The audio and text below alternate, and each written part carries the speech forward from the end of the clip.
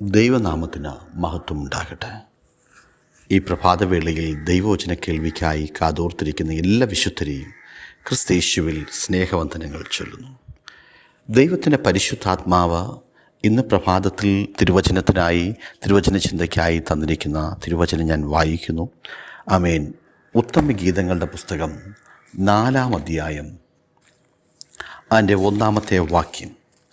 ആ വാക്യം ഇങ്ങനെയാണ്: എൻ്റെ പ്രിയേ, നീ സുന്ദരി, നീ സുന്ദരി തന്നെ. ഇവിടെ വാസ്തവത്തിൽ ദൈവത്തിൻ്റെ സഭയെ പ്രിയേ എന്ന് ദൈവം വിളിക്കുകയാണ്.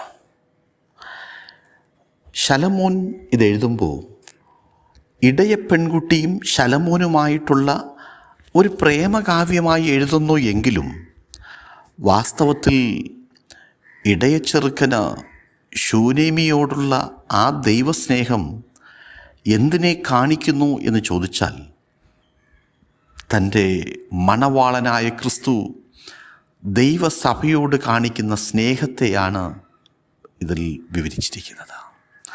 ആലങ്കാരികമായി അവരെ ഇതിൻ്റെ ചിത്രീകരണത്തിനായി വരുന്നു എങ്കിലും ആത്യന്തികമായി ദൈവത്തിൻ്റെ പരിശുദ്ധാത്മാവ് ക്രിസ്തുവിൻ്റെ സഭയെയും ക്രിസ്തുവിനെയും കുറിച്ചാണ് ഇവിടെ മുഴുവനും ചിത്രീകരിച്ചിരിക്കുന്നത്. ആ നിലവാരത്തിൽ വേണം നമ്മൾ ഈ പുസ്തകം ധ്യാനിക്കുവാനും പഠിക്കുവാനും ചിന്തിക്കുവാനും.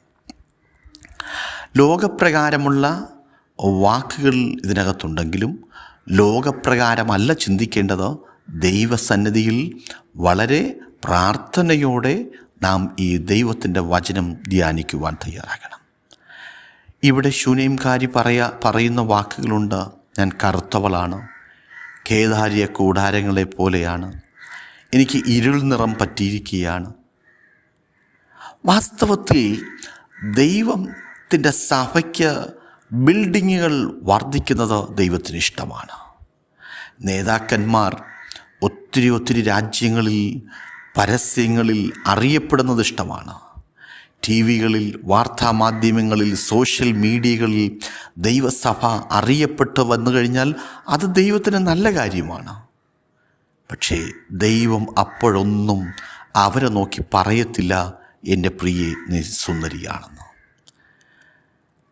ക്രിസ്തു ഈ ലോകത്തിലേക്ക് വന്ന ദൗത്യം ഏറ്റെടുത്ത് ചെയ്യുന്ന ഒരു ഭക്തൻ, ഒരു സഭ ഈ ഭൂമിയിലുണ്ടെങ്കിൽ അവരെ നോക്കി എൻ്റെ കർത്താവ് പറയും, എൻ്റെ പ്രിയെ നീ സുന്ദരിയാണ്.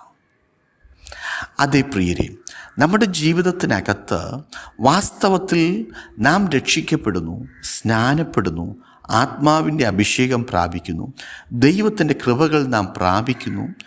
ദൈവം തന്നു കഴിഞ്ഞാൽ നാം നമ്മുടേതായ ലക്ഷ്യങ്ങൾ, നമ്മുടേതായ സ്വപ്നങ്ങൾ അച്ചീവ് ചെയ്യുവാൻ വേണ്ടി അതുപയോഗിക്കുന്നു. പക്ഷെ ദൈവിക കാര്യങ്ങൾ പിൻപിലും നമ്മുടെ കാര്യങ്ങൾ മുൻപിലുമായിത്തീരുന്നു. എത്ര പരിതാപകരമായൊരു കാര്യമാണ്. നോക്കൂ, ഒരു 10-30 വർഷം മുൻപുള്ള ഒരു കാലഘട്ടം ശ്രദ്ധിച്ചാൽ ഓടിക്കാൻ നല്ല വാഹനമില്ല. ഒരു കുറച്ചുകൂടെ വർഷങ്ങൾക്ക് മുമ്പ് സൈക്കിളുകൾ പോലും ഇല്ലാത്ത ദൈവദാസന്മാർ, നേരാംവണ്ണം കഴിക്കാൻ ആഹാരമില്ലാത്തവർ, ഉടുക്കാൻ വസ്ത്രമില്ലാത്തവർ, ചോർന്നൊലിക്കുന്ന വീടുകളിൽ താമസിക്കുന്നവർ, പല ദേശങ്ങളിൽ അവർ പാർത്തു. അവർക്ക് തമ്മിൽ കാണുമ്പോൾ ഇതുപോലെ പറഞ്ഞറിയിക്കാൻ കഴിയാത്ത സ്നേഹബന്ധം. എല്ലാ പ്രഭാതങ്ങളിലും അവർ തിരുവചനമെടുക്കും, അവർ ദേശത്ത് നടക്കും, അവർക്ക് തുറക്കപ്പെടുന്ന ഭവനങ്ങളിൽ അവർ സുവിശേഷം അറിയിക്കും. അവരെ നോക്കി കർത്താവ് ഈ വാക്ക് പറയുന്നു. അവരെ കണ്ടാൽ സൗന്ദര്യം കാണത്തില്ല. ശൂനേംകാരി പറയുന്നത് പോലെ അവരുടെ നിറം കറുപ്പായിരിക്കാം.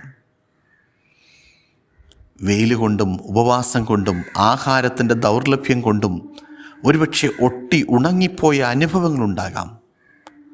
പക്ഷേ ഇന്ന് ഈ പ്രഭാതത്തിൽ ഈ തിരുവചനം കേൾക്കുമ്പോൾ നമ്മൾ ദൈവപാദപീഠത്തിൽ സമർപ്പിതരായി പറയാൻ കഴിയണം, ലോകത്തൊരിടത്തും അറിയപ്പെട്ടില്ലെങ്കിലും, ലോകത്തൊരു രാജ്യവും ചെന്ന് കാണാൻ എനിക്ക് കഴിഞ്ഞില്ലെങ്കിലും കർത്താവേ, നിൻ്റെ വചനവുമായി നിന്നെ ആഗ്രഹിക്കുന്ന ഒരു ഭവനത്തിലെങ്കിലും എൻ്റെ ദേശത്ത് എന്നെ അയക്കണമേ എന്ന് പ്രാർത്ഥിക്കുവാൻ നമുക്ക് കഴിയട്ടെ.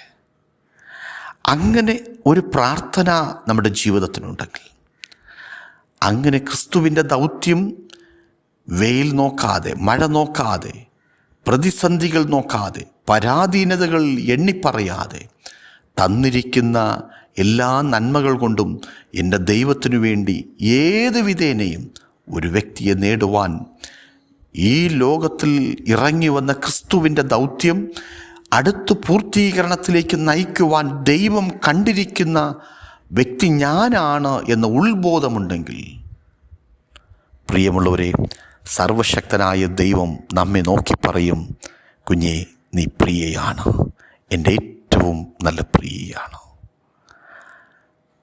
നമ്മൾ ദൗത്യത്തിൽ നിന്ന് എന്തുമാത്രം വ്യതിചലിക്കപ്പെട്ടു. ഒരാൾ കാറ് കിട്ടിയാൽ അടുത്ത് നമ്മുടെയും ലക്ഷ്യം കാറായി, നല്ല വീടുകളായി, നല്ല പുൾപിറ്റുകളായി, നല്ല സ്റ്റേജുകൾ ആഗ്രഹിച്ച് നാം പോകുന്ന അനുഭവം. പക്ഷേ ഇന്ന് പ്രഭാതത്തിൽ ദൈവസന്നിധിയിലേക്ക് കടന്നു വന്ന് ദൈവപാദപീഠത്തിൽ നിന്ന് നമുക്ക് വളരെ താഴ്മയോടും വിനയത്തോടും കൂടി പറഞ്ഞ് ദൈവസന്നിധിയിൽ പറയുവാൻ കഴിയണം, കർത്താവേ, ഞങ്ങൾ ഡീവിയേറ്റ് ചെയ്തു പോയി. ഇറങ്ങി വന്ന ലക്ഷ്യം, ഞങ്ങളെ ജനിപ്പിച്ച സമയത്ത് ഞങ്ങളുടെ ഉള്ളിലുണ്ടായിരുന്ന ആത്മഭാരം, ആത്മാക്കളെക്കുറിച്ചുള്ള എരിവ്, അതിനുവേണ്ടിയുള്ള പ്രാർത്ഥന എല്ലാം നിലച്ചു. ഞങ്ങളിലേക്ക് തന്നെ നോക്കുന്ന സെൽഫിഷായിട്ടുള്ള ആൾക്കാരായി മാറി. ഒരു മടങ്ങി വരവുണ്ടാകട്ടെ. പരിശുദ്ധാത്മാവ് നമ്മെ വിളിക്കട്ടെ, പ്രിയേ, നീ സുന്ദരിയാണെന്ന്. ആ വിളിക്കായി നമുക്ക് നമ്മെ തന്നെ ഒരുക്കാം. May God bless U.